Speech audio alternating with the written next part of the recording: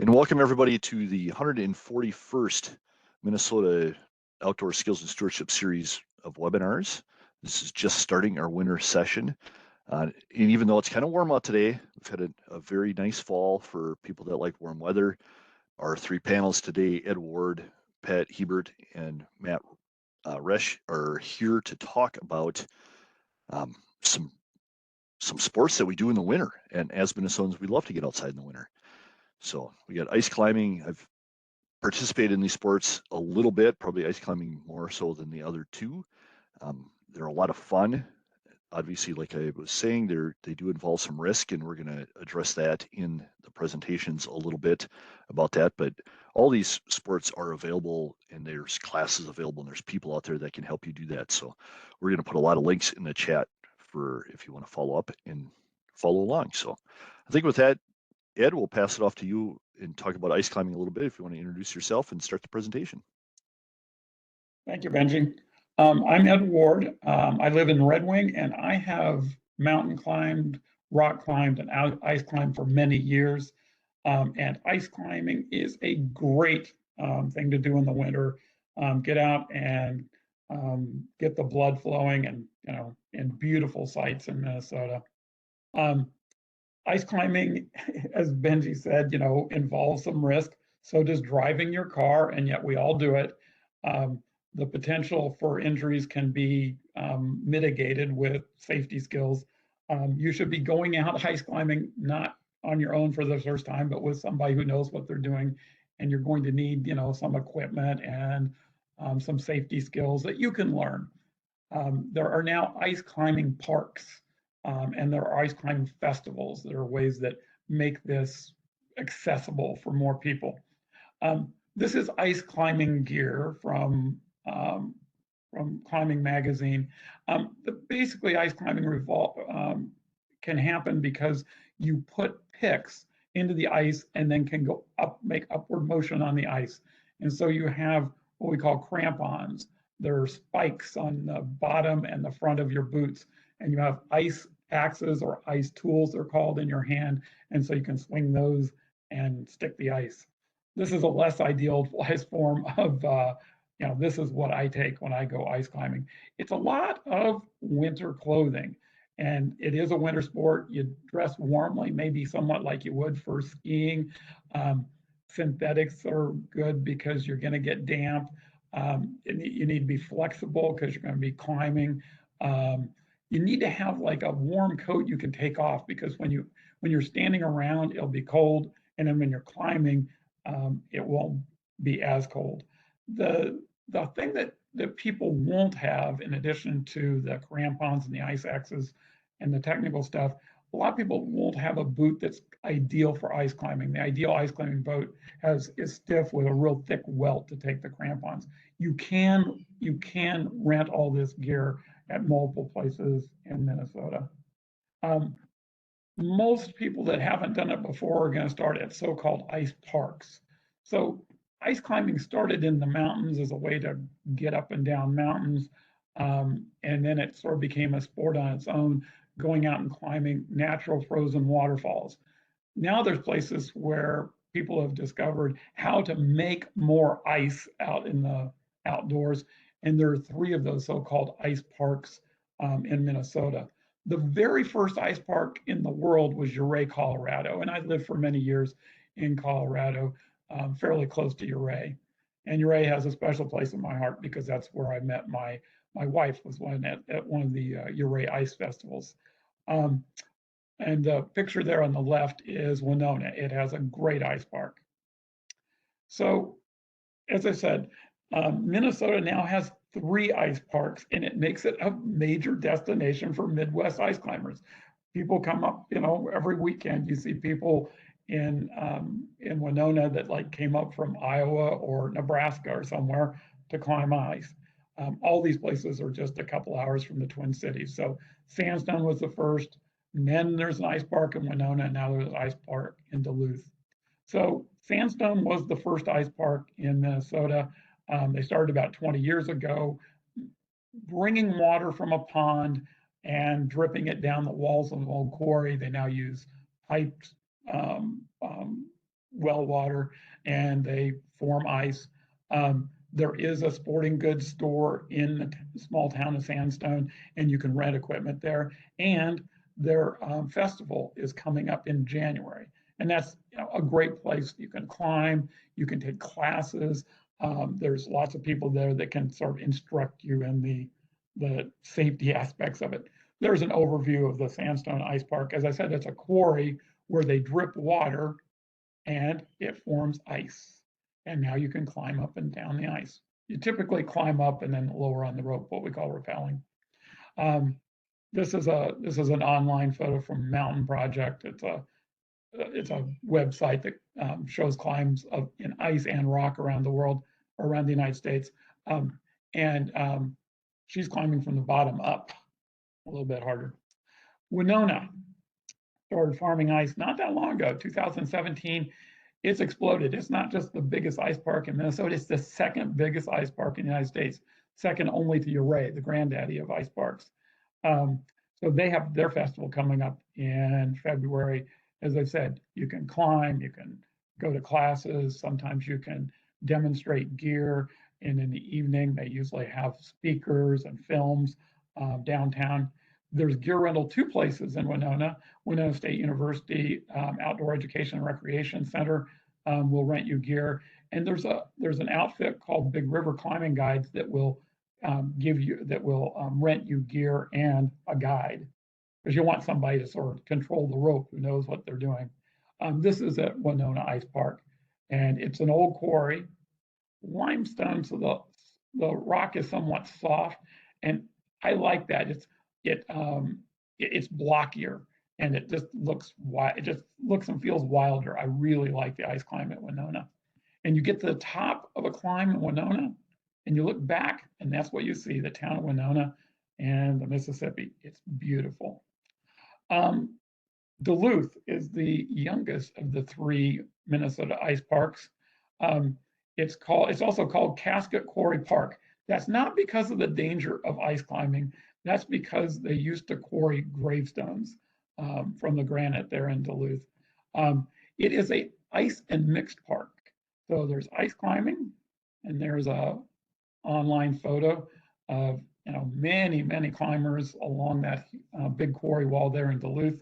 But if ice climbing ever gets too boring for you, then you could do what's called mixed climbing. And that's climbing steep rock, not with your hands and feet, but with ice axes and crampons. And there's a lot of that. There's more of that in Duluth than any place else in Minnesota. So they are a ice and mixed park. And if you run out of ice festivals in Minnesota and are willing to drive 9 or 10 hours, you can in February go to the ice festival at Pictured Rocks National Seashore in Michigan, or you can go up to Ontario to the Nipigon Ice Festival. So I said that the ice farming or ice parks are how a lot of people are getting into ice climbing now. It's becoming more popular. The original ice climbing was outdoors. People that are just starting off will probably go to the ice parks because the ratio between joy and suffering, and there can be some suffering. It's cold, and it's hard work.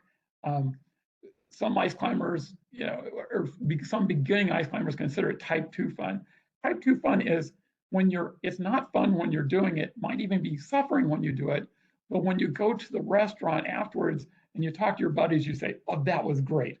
So I got past it. I think that moving on the ice outdoors, breathing cold winter air and seeing beautiful views is fun. And the natural ice in Minnesota, a lot of it's up on the North Shore, along with a lot of the other beautiful things. There is a little bit of, I guess this isn't natural exactly, it's clay pit, but this is at St. Paul, at the Lilydale clay pits in St. Paul. This is on the North Shore of Superior at Shovel Point. That yellow streak in the background is the ice climb. And this is the biggest natural frozen waterfall in Minnesota. I have not climbed Nightfall, but I'd like to. It's on the Devil's Track River up near Grand Marais. there's a little bit of farmed ice in Red Wing, Minnesota. That's where I live. I started a few years ago using hoses and sprayers to make ice in my backyard. And after we did it for a couple of years, we invited the local outdoor club, the Environmental Learning Center in Red Wing, teaches people about nature and about outdoor activities such as hiking, camping, paddling, and now ice climbing. And we have evening sessions at my house because I have lights on it at night. And we have both youth and a little bit less often adults come out and ice climb for the first time in my backyard. So as I said, you can and you could potentially, if you wanted to, sign up through the Red Wing Environmental Learning Center. There'll be links sent, as Benji said. But ice climbing is a wonderful, wonderful winter sport. It gets you out to just beautiful, beautiful places. Ice itself is beautiful. That's me on the left and my wife on the right, climbing in Colorado. We lived there for years, and just yeah, this was my backyard in Colorado, but I was dragged kicking and screaming out of paradise. My wife's not in the room, to Minnesota a few years ago, but the Minnesota ice climbing has been has definitely softened the blow of being ripped out of the beauty of Colorado. Thank you. Thanks so much, Ed. We'll have next we're going to talk to Pat Hebert. He's a very passionate, we'll go with that, on the ice boating, which is a cool up and coming sport that you really need to have a specific I guess type of ice. You can't have snow on the lakes in Minnesota. You need ice first, and then snow kind of puts a damper on the ice boating, but Pat can share about that. And again, if you have any questions, please put them in the Q&A section and we will get to those. So hey, thanks for joining us. Yeah, thank you very much for the introduction. My name is Pat Hebert. I've been ice boating for about 40 years or so, since I was 11 years old. And so I'm here to talk a little bit about what is this, because a lot of people don't even know this sport exists or anything about it or how to get involved. So fundamentally, what is it? It's sailing on ice, except for sailboats won't go on ice, so that the boats are engineered completely differently. It still uses a soft sail, just like a sailboat, but they're designed to be very aerodynamic, and they glide along on 3 runners. And the runners have steel blades on the bottom of them that are sharpened at a 45-degree angle. So similar to an ice skate, basically. So very, very low friction. So it's a whole lot of fun. It's much more, it's very thrilling because the speeds are higher than on water. And just the freedom and the peacefulness of it are just absolutely incredible. Ice boating's been around for a really, really long time in Europe, and for hundreds of years in the United States. And so if you can just imagine, ice boats were going over 80 miles an hour in the 1800s before cars were around. So it's been around for a really long time. Classically, if you look at ice boats around the turn of the century, they were steered from the back. And so you had 2 blades in the front and steered from the back. So if you can imagine steering a forklift at 80 miles an hour, that's kind of what that's like. This particular boat was built in 1930 and is still actively raced today. So a lot of history in the sport. Today, ice boating is much more racing focused, and it doesn't take an athlete. We've got people ranging in ages from teenagers. One of the most competitive racers this past weekend was 89 years old and still out there zooming around the course. So it takes all skills, ages. Everybody can do it. Much more racing focused today. And today's ice boats, they have 2 blades in the back, and your steering blade is in the front right up here. They're capable of extremely high speeds. You can go up to 3 to 7 times the speed of the wind. So if you just take a 20-mile-an-hour wind and you do some math, they can get going really quick. So, we'll all talk about that 100 mile per hour, but days are very, very rare. So more commonly on the race course is anywhere between 40 to 80 miles an hour. Why do we love it? The speed and adrenaline is an absolute rush. Usually one ride in one of these things is all it takes to get you hooked. And more than anything, it's camaraderie. It's a very tight-knit group. There's maybe a few thousand sailors around the United States and Europe. And so we all know each other very, very, very closely. And the camaraderie is probably the biggest thing. And the ability to, it's a mixed ability to build the boat, maintain the boat, tune the boat, and race the boat is what makes it super, super challenging. So what does this look like on ice? You see this boat zooming across. This was Lake Minnewaska last year.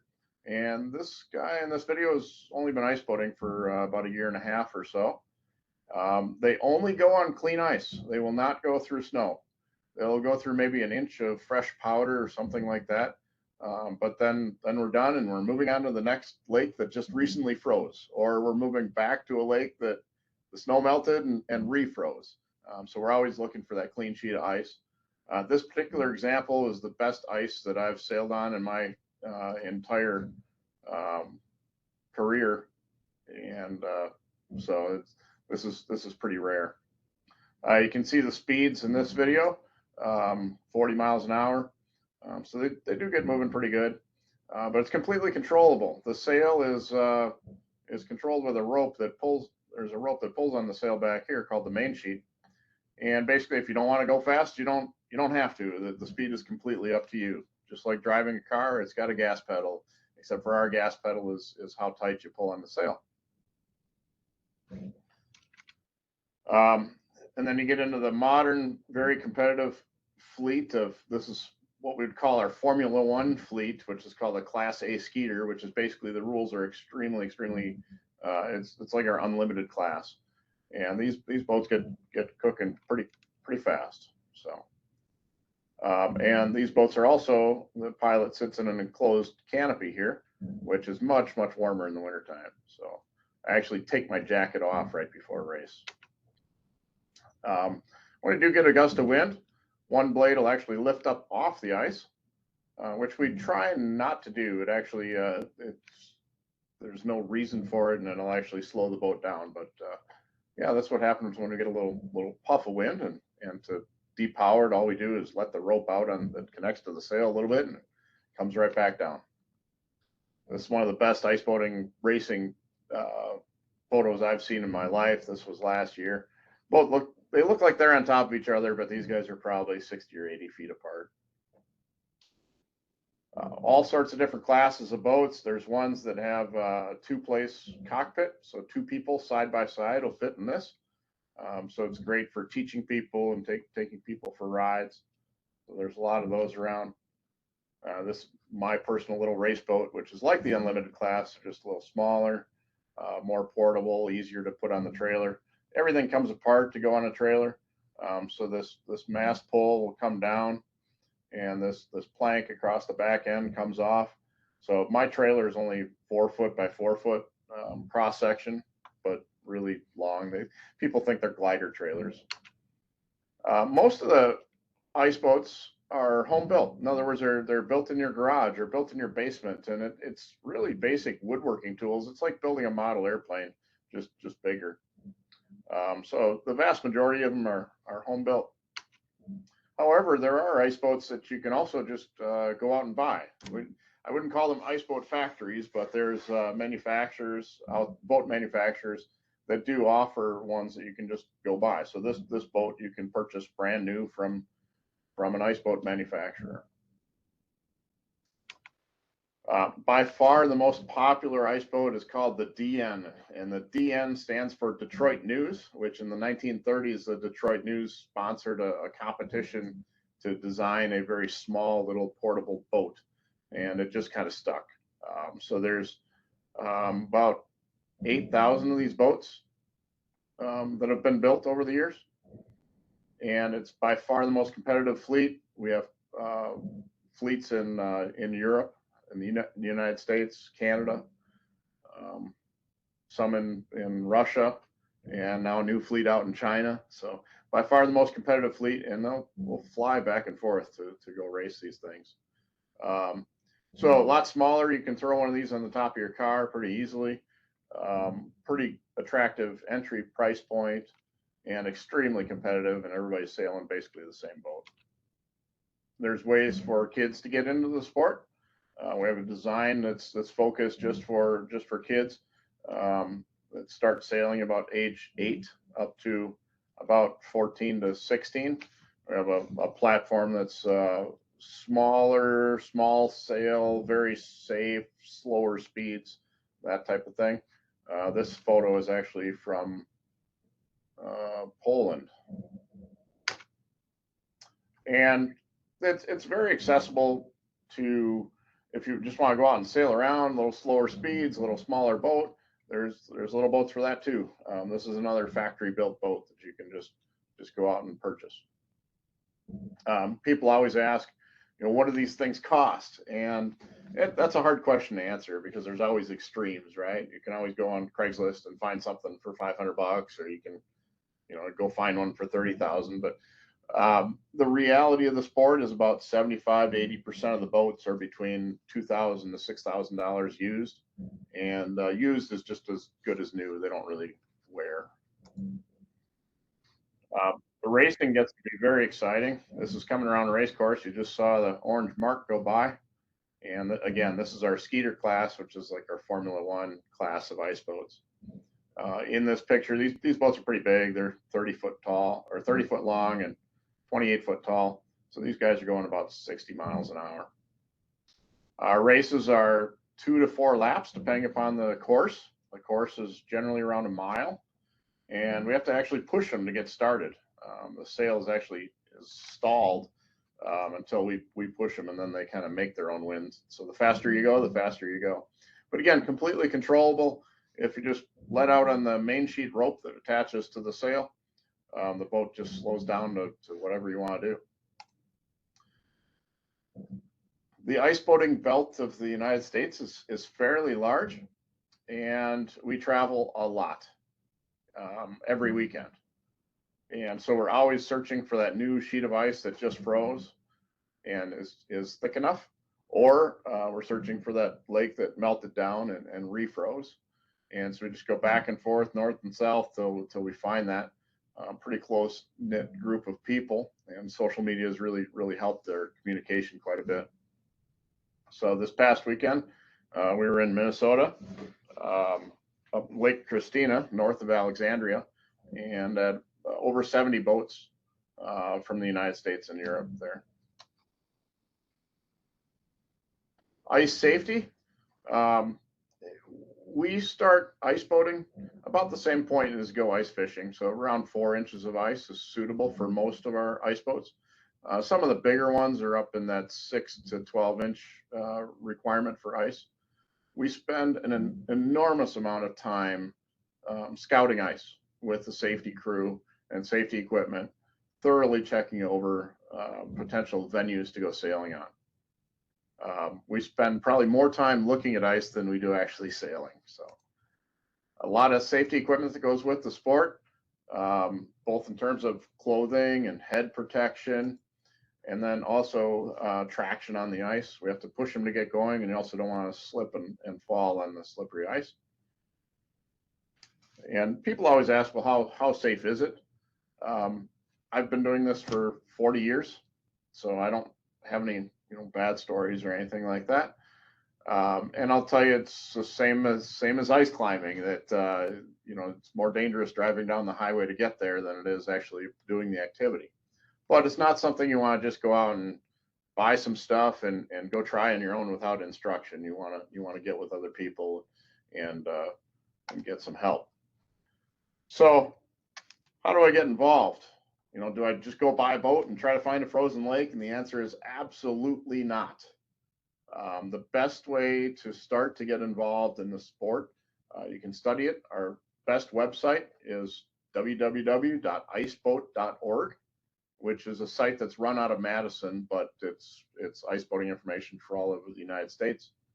And then locally, we have a Facebook group, Minnesota Ice Boaters. So those two sources, iceboat.org or Facebook group, Minnesota Ice Boaters, that'll tell you everything you need to know. And on our Facebook group, we'll always be discussing where we're at, where we're going, what are the ice conditions, when are we racing, when is there recreational sailing, and just get on there and post a message, say, I'm new, I want to do something, where can I go? And you'll get 10 million responses, because we love to talk about the sport almost more than actually sailing. And then the best way to really get into it is figure out where we're sailing, contact one of us on Facebook, and then come out to the ice where we're sailing, bring a pair of ice skates. And then you can come on out and see the boats, see us sail, get some instruction. People always ask, well, can I rent an ice boat or charter an ice boat? And the answer is no, there's no venue for that. But what I will say is that we have more boats on the lake than we do people. And we're always excited to get new people interested, and so we're into the teaching and coaching, and I won't say loaning boats, but making sure that you can get out on the ice and get out sailing without any investment whatsoever. So it's a pretty open, welcoming sport, and we will go to the end of the earth to get people started. This past weekend, we had 8 new sailors up on Lake Christina, and that had never sailed before, and we got them all out sailing on boats at zero cost to them. So that's where we are, and that's a little bit about what we do. So pretty exciting. Thanks, Pat. It's a fun sport. I had the opportunity to try it on Lake Pepin years ago, and you can really get going fast. So and we're going to pass this off to Matt. So Matt, if you want to bring up your presentation while we chat for a second, the aspect of sailing is kind of the same as summer sailing. So do people have a benefit if they do sail in the summer, if they're familiar with surfboard or windsurfing or any of that stuff? The sailing experience is maybe good for the first hour, but it's really a different set of skills. And I've taught a lot of people how to ice boat that have never been on a sailboat in the summertime at all. So it's pretty straightforward to learn. You don't have to be a sailor to pick it up. Great. I think we answered Brad's question. He had one question in the Q&A there. What's the thinnest ice you generally sail on? And I think you said 4 inches or above is typically what you're looking for. Yeah, 4 inches of black ice, or really strong fresh ice, is really where we should be as a minimum. And we have to thoroughly scout for defects, cracks, holes, thin spots, things like that. So there's a lot of effort stuck into that. Great. In our final sport of the day, in our extreme winter sports here, Matt Resch is going to talk a little bit about snow kiting, which is kind of a mix between ice boating and get out in the lake in your skis or ice skates and going across. So, Matt, thank you for joining us. I'll pass it off to you. Thanks so much, Benji. Really appreciate the introduction and the opportunity to come here and talk with you all about one of my passions, which is snow kiting. Snow kiting is a really exciting and relatively new winter activity where wind-powered kites, which look like parachutes, propel us either on alpine skis or snowboards along the snow. We also take advantage of the fact that we've got a tremendous amount of real estate on frozen lakes. Unlike ice boating, however, we don't need to have a perfect sheet of ice. In fact, we prefer to have a little bit of snow cover or a lot of powder.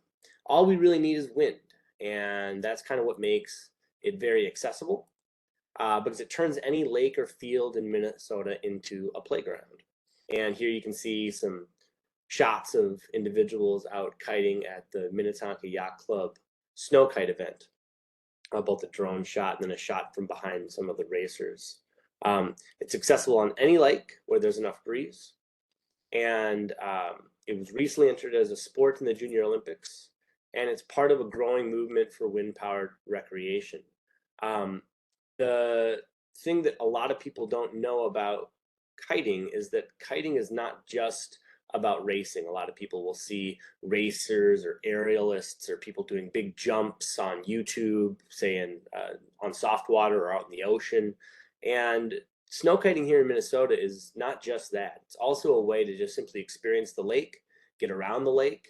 It's a mode of transport, just like, say, snowshoeing or going out for a cross-country ski, except in this case, we're powered by the wind. It's also a great stepping stone to learn how to kite in the summer, because when we go out in the summer, we can also kite on the soft water, of course, what we like to call soft water. But the issue there is that when the kite drops out of the sky, it rests in the water, and it's much harder to relaunch that kite. And that takes some learning, and that can get frustrating, especially on an inland lake like we have here in Minnesota. And so what snow kiting does is it allows you, if your kite drops or the wind isn't there, to simply pick up your gear, put it in a sled, and either walk it back like an ice boating, or excuse me, like a ice fishing sled, or if you have a snowmobile, to just jump in a snowmobile or a four-wheeler, or even some people bring their cars out on the ice. I don't, but others do. And you can simply pack up your gear and take a walk and be done for the day. And so it's a accessible, snow kiting in particular is an accessible way to learn how to get kiting in general. Now, before I go too much further in the presentation, what I wanted to do was I actually wanted to share a little bit of the experience of what it's like, because it's hard to put into words how this basically feels to go kiting. And here we have, so I've got a little bit of a video, there's a little bit of audio, and then it goes silent and we can just talk about it. This happens to be a race, at the start of a race.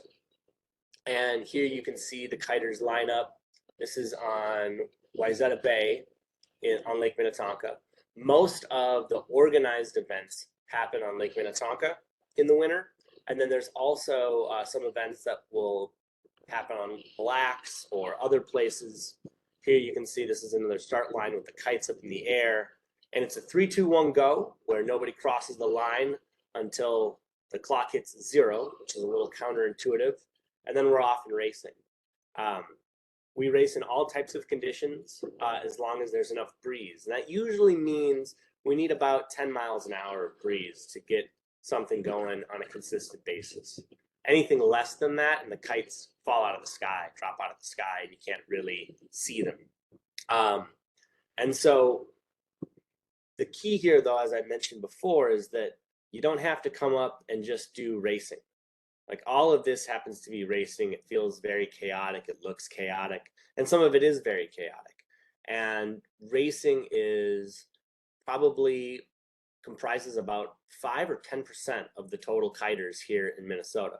And so there's just not a lot of racing that happens, although I'd say that we get, anywhere from 15 to 40 people out on a given day. Racing is not the only way to access, and it's not the predominant way that this sport is accessed. The normal, much more typical way that snow kiting is accessed is simply cruising around, having fun, going from place to place. And I've got a shot here next that compares, here's the intensity of trying to race in heavy breeze, which is always a challenge. But that most people's experience once they get up and going is very calm. They find it tranquil. They'll go out and kite to relax, or just to experience the offerings that Minnesota has to give in the winter. And here you can see that we can kite in some glare ice. There's a couple other people out on a wing here and a windsurfer. We can kite in icy conditions. You can throw on a pair of hockey skates if you want to, or you can have a really sharp pair of alpine skis that allows you to kind of cut through that ice. Now, it's not ideal to kite in those conditions, but it's doable, as you can see right here. And so I'm just noticing my buddy's kind of sliding left to right. Here's a video that was provided by one of our kiters, Mason Hardy. He's a great kiter. I'm just kind of showing just a classic cruise where you just kind of go out with a buddy, and you just experience the lake. And maybe you're going to go, you know, across the lake and then unclip and take the kite down and walk into Haskell's, say, or go to Maynard's on Lake Minnetonka, and then you're going to come back and go back to wherever, you know, your starting point was. We do a fair amount of organization around this as well. There are several clubs that support what we do. The Minnetonka Yacht Club supports what we do. The Wayzata Yacht Club supports what we do. The Wayzata Yacht Club actually has one of the very first snow kite racing groups that exists in North America on a regular basis, supported by a club that has weekly racing. And the weekly racing sometimes looks just like this. It's really calm and relaxed, and people just come out and they have a good time. This is actually a shot of people at the end of a race, just kind of moseying back and forth on their kites, having a good time. There's a tremendous amount of camaraderie. On Sundays is when the Wayzata Yacht Club has racing that starts in January and goes through the end of February. There are also some particular events that'll happen at Minnetonka and elsewhere. So let me just stop sharing that and share this again. And so here we are.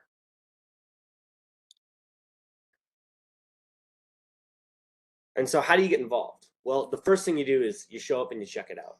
Those Sundays are a great day to do that. And Sundays on Lake Minnetonka, you can show up. We start around 11 o'clock in the morning. If you want to see kind of how it gets put together, I'd recommend showing up around 10. And then what happens is you can come out and volunteer. You can be part of the race committee, which basically stands right at the starting line, right in the action, but it's a very safe place. Lots of people who are curious about it, that see a lot of kites out on the water, will come out and stand next to the race committee, even if they're not helping out, because it's a very safe and controlled space that you can come and take a look at it. From there, you want to volunteer if you want to really get involved, or you can contact one of our pros and take a lesson.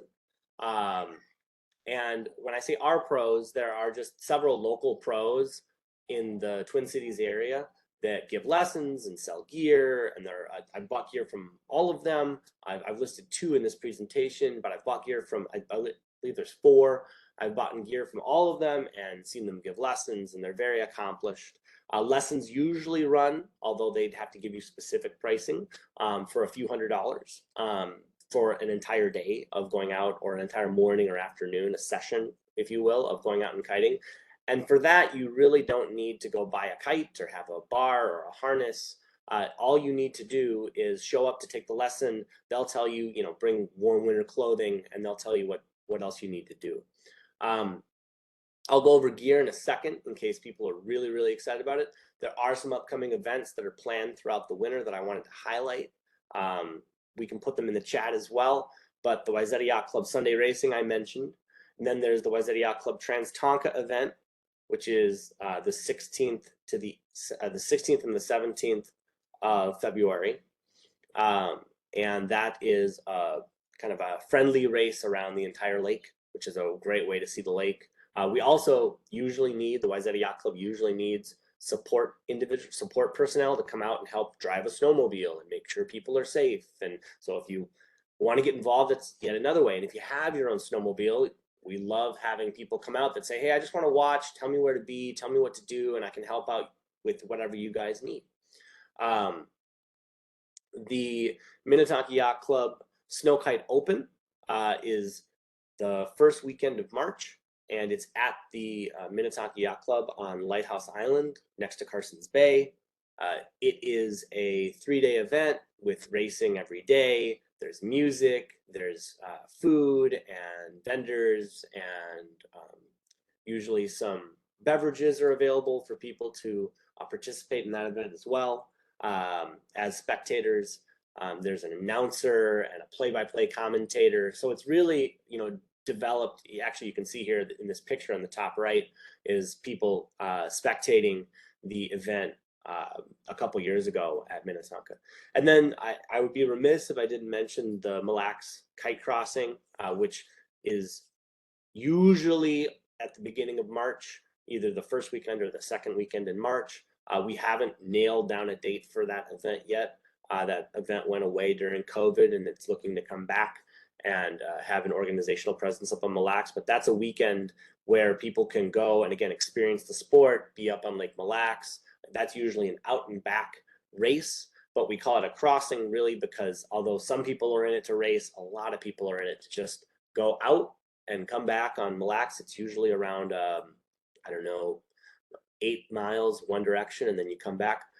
Speaking of traveling 8 miles, we're not as fast as the ice boaters. We generally experience speeds around 10 to 20 miles an hour. The fastest I've ever gone is 40, and that was on wet ice. So ice that was starting to melt where you could kind of set an edge and go really, really fast. But generally, we don't go that fast. We're around the 10 to 20 mile an hour range. Gear to get going. You can see a picture kind of front and center here. That's one of the best kiters that races and just general kiter all around. Pete Koski, he's kind of showing us how to get it done here. He's got a helmet, the goggles, all the warm stuff that probably most of you listening are fairly familiar with. The ski boots are going to be really important, or if you're going to snowboard, snowboarding boots. And then there's some custom gear that you're going to need, including a harness and a bar, and of course the kite. So there's the helmet, there's a leash, which you can see actually right attached to the harness. That's a safety leash. The harness is actually what he's sitting in. It feels a lot like a climbing harness, to be totally honest. And in fact, lots of people who are climbers use a climbing harness when they first start out, before they get this more kind of specific type of harness that you can see on the top center. You need a bar, which is on the left, a kite, ice picks. You can see them around Pete's neck there, the orange pushed together ice picks, just in case someone were to fall through or he were to fall through. A whistle is always a great idea. I've seen this I saw this on the presentation regarding ice boating as well. Whistles are so important just in general if you're out there experiencing winter sports in Minnesota, because yelling hey while it's blowing 20 miles an hour is not going to work. They're not going to hear you. They're not going to, there's a chance they don't see you. And so a safety whistle is always a great idea. And then winter gear to stay warm. Alpine skis or a snowboard. I'd say out of all of this equipment, a lot of it can be provided by the pro when you show up for a lesson. Also, as as Pat kind of alluded to regarding ice boating, there's a lot of extra gear that sits around. And I loan out my gear on a pretty regular basis, because you don't, for those of us who are really big into kiting, you don't have one kite or two kites. I think I don't want to say out loud on a video how many kites I have, because there's a chance that my wife might actually watch this and then, the cat would be out of the bag, but it's a lot. And what that means is that when you turn over your kite gear, it's called getting a new quiver. You've got a set of, say, 3 to 6 kites from last year, or the year before, or the year before that you just simply don't need. And those either get sold or loaned out or lent out to friends or given to friends, depending upon the condition. I do want to highlight, though, that if you are going to get involved, you want to get involved with the right people. And the right people is not yourself just buying a bunch of equipment and going out in the middle of the lake and trying to figure it out. That's at least not the fastest way to get access to it. We have supporting organizations in both of the yacht clubs that are on Minnetonka, or on the lower lake of Minnetonka. There's places for gear, including Lakawa, which is one of the gear reps. And the Midwest Kite Swap is a Facebook group where you can go to find additional gear. And that's all used gear. And so you'd want to know the people, or know or have somebody who knows what they're doing inspect that gear before you're going to rely on it for safety. But that's where you turn to the Facebook groups. WIC Snow Kite Fleet #1, the Kiters group, the Trans-Tonka Snow Event. Those are all great places to go on Facebook to start looking for people to connect with about this sport. Oh, and I should mention, Benji, feel free to share my my email as well. Feel free to reach out to me and email me directly. I have no problem answering those questions. The local pros for lessons and gear. I misspelled Ty's name. I apologize about that, Ty. But Mike Cratchwell is great. and Ty Belden is great. I believe Ty is a bit further north, so if you live up north, or further north, that might make more sense to connect with him. He's also out in Wisconsin, I believe. And then Mike is also the owner of Lakawa, and I've seen him give a lot of lessons. He participates regularly on Sundays for that Wayzata event. He's almost always there every Sunday, and so you can come to the event, see what it's like, talk to Mike about a lesson, or reach out to Ty about a lesson, and then take it from there. Well, thanks to all of you. It was fantastic. So, Matt, snow kiting is one of those sports that's a lot of fun. I've been able to do it a couple times. I did put a link to UMD up the University of Minnesota in Duluth. Does have some programs that they run out of there. You can get lessons there also, and also at the Lake Superior Ice Fest. I think they're doing some open public demonstrations and lessons there too. So if anybody's interested in that, you can do that. So yeah, one question for you, Matt, while we're talking right away. Natalie asked, do you recommend taking a class on snow kiting even if you have never done it before, even if you're an experienced skier? Inexperienced or experienced? Experienced skier. Oh, if you're an experienced skier, I would definitely take a lesson. The nice part about it being, if you're a good alpine skier or a good snowboarder, it's going to be a lot easier for you because you have the bottom half of your body already knows what to do. And then you're going to just really focus on how you fly the kite. When I was taking lessons, they start you off just standing there without your skis on. And you start with a small kite, a 3 meter square kite. And you're just going to stand there and get used to how the kite's operating. What's nice about a lesson is that you can go from nothing from nothing and no experience, zero, if you will, to hero, or actually getting your skis clipped on and getting the kite moving in the right direction in one session. It's not guaranteed to happen, but it did happen for me. It's happened for plenty of my friends who have gotten involved in the sport. And so in one day, you can go from having never snow kited to being up and going successful. Contrary to, and that's with the assistance of a pro. If you try it on your own, you can watch a lot of videos and get on YouTube. There's a Kite Surf College that is for wet water kiting, but it talks a lot about how to kite. Lakawa's got some links. There's resources online that you can use to try and learn how to kite. That's not going to be the fastest way, in my experience, to actually start kiting. Because after one lesson, you're up and running. And if you feel comfortable enough, that might be the only lesson you need in order to access the sport. And then you're off and running. I have had friends that don't take the lessons, and I've watched them, or maybe I help them out and give them a little, advice here and there.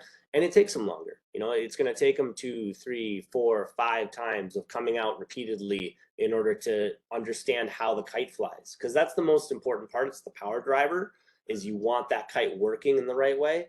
And I would, like a lot of other sports that are highly technical, I learned how to do it the right way the first time, so you don't have to reteach yourself how to do it the right way. There's a lot to be said about that. People that go out and learn bad habits rather than learning the good habits right away. So I think that probably applies to all the sports. The pros will go over all the safety gear and how it works and how to stay safe, how to disconnect from the kite if it's out of control and it's blowing crazy and you're about to get blown into a tree or, God forbid, dragged off the lake into a road. And those events, can happen, and they do happen. People do get injured doing these sports. On the scale of things, I would say that snow kiting is more dangerous than simply driving down the road, but it's less dangerous than, say, paragliding or ice climbing or other things like that. And ice climbing, as you heard, is not that dangerous either from Ed Ward, done properly. And I think that's the key, is if you learn the right way to do this stuff, it's very, very, very accessible and safe.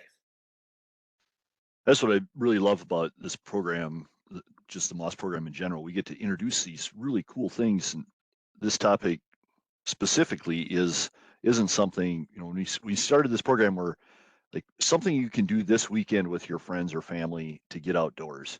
This probably isn't one of the things that you just want to grab your kids and like buy a kite or a climbing rope and go. But there's opportunities out there to, we have a long winter season in Minnesota. as Minnesotans, if you don't get out and enjoy it, you're just going to go stir crazy. So get out there, do some of these things, check out these groups. Put a lot of links in there on how to, find help and find places where you can go and see this, try it out, and build your experience level. And I think that's a really cool idea. So I thank all of you for coming on and sharing that. Yeah, absolutely, Benji. I wanted to give one more call out, and we can put it in the thread as well. Wayzata Sailing is actually the home base and one of the really important supporting individuals. Matt Thompson there has done a tremendous amount for this sport.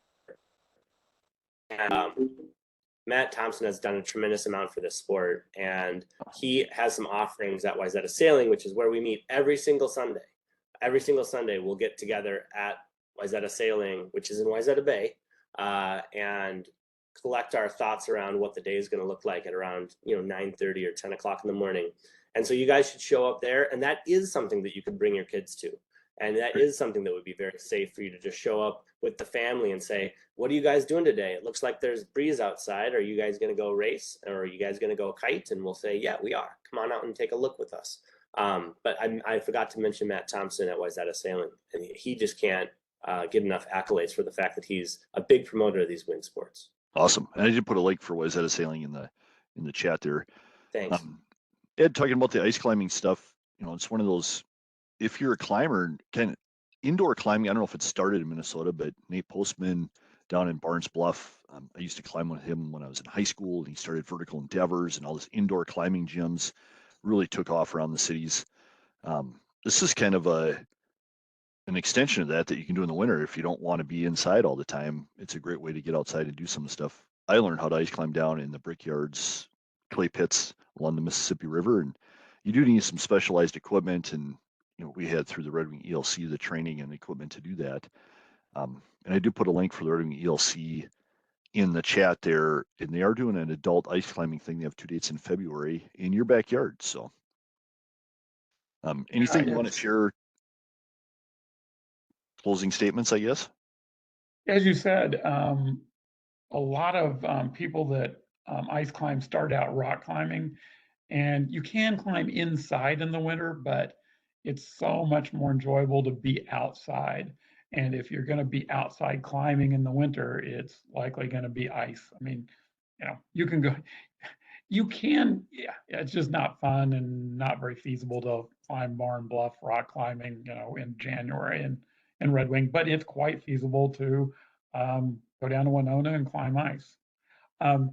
Also, regarding the festivals, the ice festivals, one of the things that draws people to the sport is, I'd say the majority of people that go to these festivals aren't even ice climbing.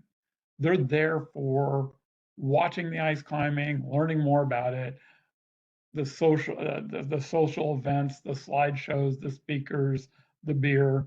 They're there for the social part of it. So you don't have to, be an ice climber to sort of be on the periphery of the ice climbing community and enjoying it.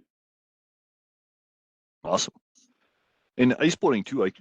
I got introduced to ice boating down on Lake Pepin. I worked at the YMCA Camp Pepin many moons ago, and there's a guy lived on the island down there that had an ice boat.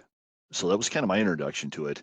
And I never realized that it was, the history you shared behind it, and then how expanded it is across, Europe and Russia and China now and everywhere else. So it's a pretty cool, it's kind of a niche sport, but it's really a fascinating sport too. So yes, it's definitely a very niche sport, but don't let that discourage you from thinking you can't get involved. Again, our Facebook group, Minnesota Ice Boaters, that's where you see all sorts of information. And like I said, anybody who comes down to the ice, bring a pair of ice skates with you, and just say, hey, I just want to know more about it.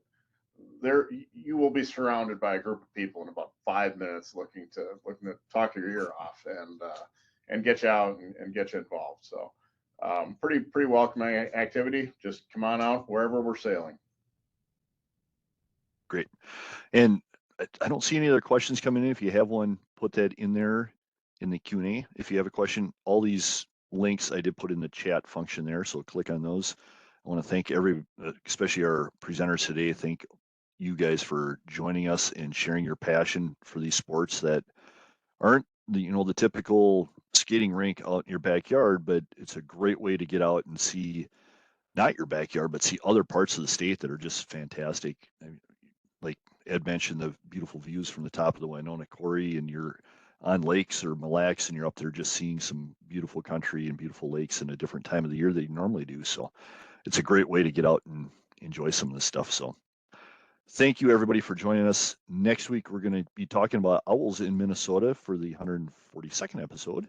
So I hope we see some of you back next week. And with that, everybody be safe out there. Enjoy our somewhat warm winter. It is going to get colder, I hope, it's one of these days, and create more ice. But be safe out there, and we'll see you next week. Thanks, everybody.